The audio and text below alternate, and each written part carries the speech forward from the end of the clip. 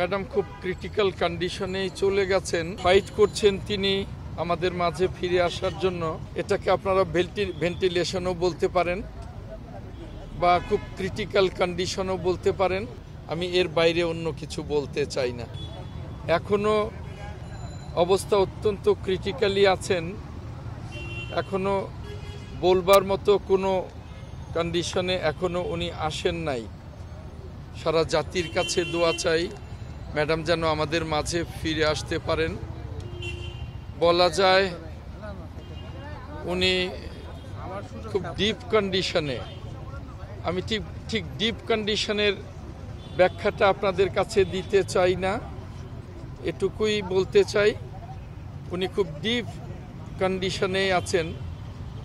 এটাকে আপনারা ভেন্টিলেশনও বলতে পারেন বা খুব ক্রিটিক্যাল কন্ডিশনও বলতে পারেন।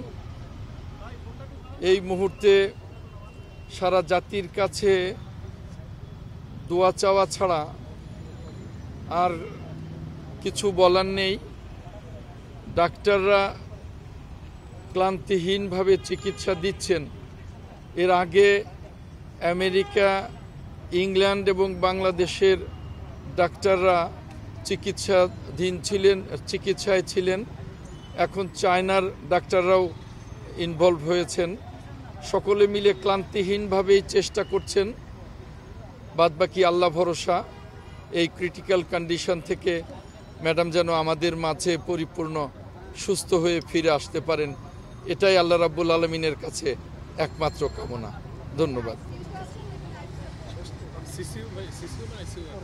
আমি একটাই কথা বলবো, সিসিইউ থেকে আইসিইউ থেকে ভেন্টিলেশন বা লাইফ সাপোর্ট যাই বলেন, আমি এগুলোর বাইরে বলবো যে ম্যাডাম খুব ক্রিটিক্যাল কন্ডিশনে আছেন। আমি এর বাইরে অন্য কিছু বলতে চাই না, শুধু ম্যাডামের জন্য জাতির কাছে দোয়া চাই।